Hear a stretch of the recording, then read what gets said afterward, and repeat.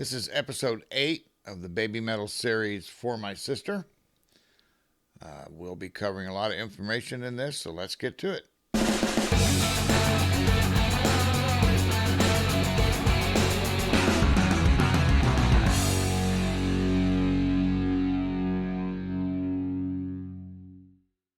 Hey there. And hey there, little sis, and down there in Texas, how you guys doing? I hope you're doing as good as me. If I was any better, there'd have to be two of me. So, we have covered Babymetal to this point, and the release of their second album. And now we are going to move into some touring years for them and the release of the third album, ultimately. So, let's begin with 2016, which was a good year for Babymetal. On April 1st, they released their second album, and we have heard 3 cuts from that. We heard Road of Resistance, Karate, and The One, which we just heard in the last episode. So they released that album then, and the very next day, they opened a tour in Wembley Arena, which they were the first Japanese act to ever do that. On the 5th of April, in 2016, they appeared on The Colbert Show for their U.S. television debut, and they performed Give Me Chocolate. On July 18th, Alternative Press Music Awards were held, and Babymetal performed with Rob Halford, lead singer for Judas Priest, 2 Priest songs, Painkiller and Breaking the Law. And that was sort of a cool little show, and we will have it up on the platform at some point, and you'll get a chance to take a look at it.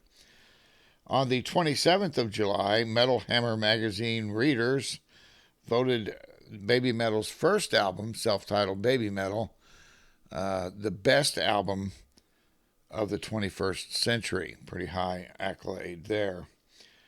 So in September of 2016, and we're just hitting some highlights here and there's a lot that went on in those 2 years, 16 and 17, but I'm hitting a few highlights so you get a sense of their upward trajectory. So on September 19th and 20th, they ended their 2016 world tour at the Tokyo Dome with a red and black night. That's what these were called. 55,000 people attended each night, and they were the sole act there.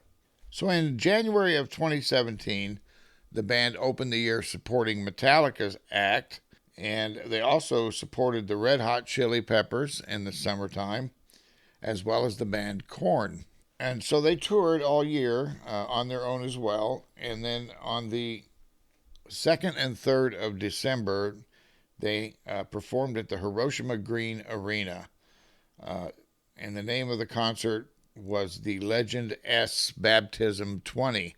This was the first time that they performed in Hiroshima, which is where this arena is, which is Sue Metal's hometown.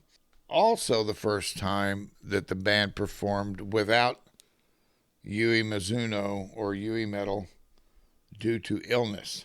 So the band closed out their world tour. In late December, Mikio Fujioka, the Little Kama guitarist and Kami band, went with some friends and his wife to an observatory to stargaze. And while on the platform, he fell from the platform. I don't believe we know how that happened, but he did and was taken to the hospital, and that was on December 30th. Unfortunately, on January 5th of 2018, he passed away from his injuries in the hospital. He was 36 years old and left behind a wife and 2 children. He was a virtuoso guitarist, and Alan Holdsworth was one of his mentors, as well as Jeff Beck, because he used a lot of harmonics and whammy bar approach to the guitar. So he was greatly missed immediately in the guitar community because he did many other things outside the Babymetal project. You can see his videos all over YouTube where he is teaching guitar or where he is demonstrating equipment. And I'll leave that to you to find. When he passed away, Babymetal's management released this message on X, which was formerly Twitter. The little guitar kami of Babymetal's kami band has passed away in the metal galaxies. We hope that he is now with his guitar master, A. Holdsworth, and enjoying an epic guitar session with him.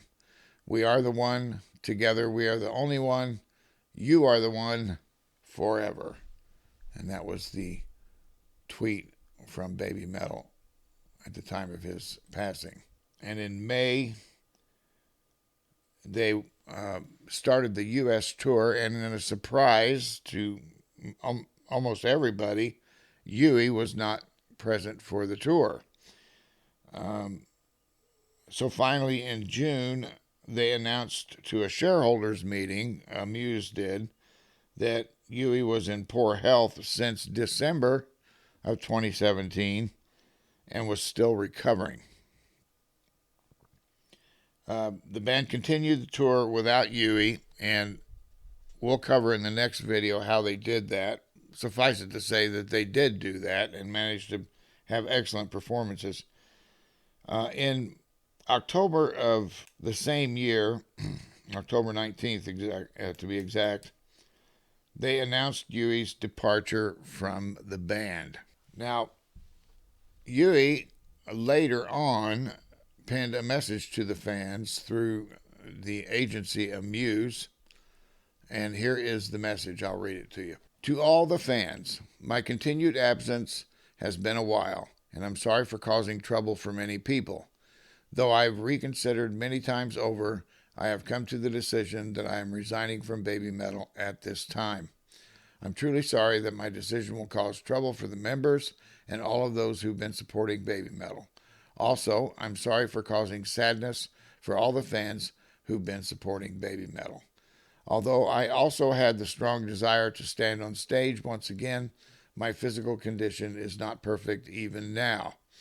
I also have the feeling to want to go towards my dream that I have had from before as Mizuno Yui, which is why I made a decision like this. I am grateful to have had the privilege of receiving precious experiences as Babymetal. I felt blessed every day. It was a fun and happy time with the live shows where everyone smiled and became one. I will work hard with great effort to be able to meet with everyone again someday as Mizuno Yui. I truly thank you for the past 8 years, Mizuno Yui. So backing up just a bit, when the band announced that Yui, to the shareholders meeting, that Yui was no longer with the band, they released on the same day this video that was coming from their third album. And it is the song Starlight, and let's go ahead and give it a listen now.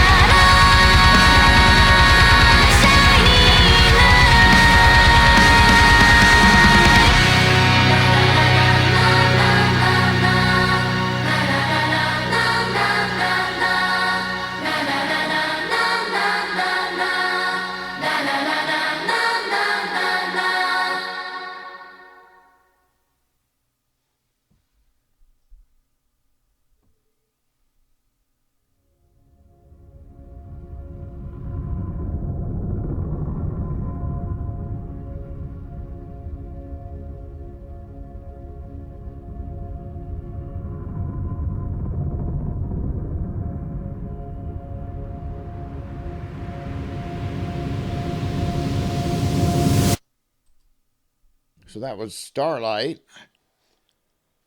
That video was released the same day that it was announced that Yui had left the band. Now,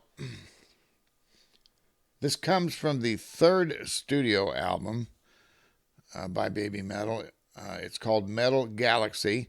Let's just say one side is considered the light side, and that's the A side of the album, and the B side of the album is considered the dark side. Now, this song comes off ultimately from the dark side or the B side of the album. Metal Galaxy was not released until 2019, and that is where we will pick up with Babymetal again in the next episode. So all of this that I've given you is just skimming the surface. To know more, you need to dig in on your own on the internet where Babymetal is concerned, and we will cover, obviously, what Babymetal's next move was once Yui left the band, and we will cover that in depth. I will say that you will not find much more than what I just told you on Yui's departure from the band, or on Mikio's passing either. And I believe that stems from the fact that companies like Amuse protect the private lives of their idols much better than we do here in the West. We used to do it years ago. They were icons, and their private business was their business. But in Japan, that remains to be the same attitude. So there is no follow-up to what I gave you where Yui is concerned, and very little, if any, follow-up on Mikio as well. I might want to save you a little bit of grief while you try to dig around and find out what happened to Yui. No, we don't know. She's not been anywhere on the internet, and it's not like she shows up on Instagram or anything else. There's nothing, no mention of her anywhere, and that's been over 6 years ago. But that's her private life, and her private life is her business, and she's done doing what she did with Babymetal. Perhaps we'll see her again someday as Mizuno Yui, once again entertaining us. So that's all. I hope you enjoyed it. I hope everything's going great down there in the great state of Texas. And I love you guys and appreciate you, and thank you for hanging with me. I'll see you in the next episode. Bye now.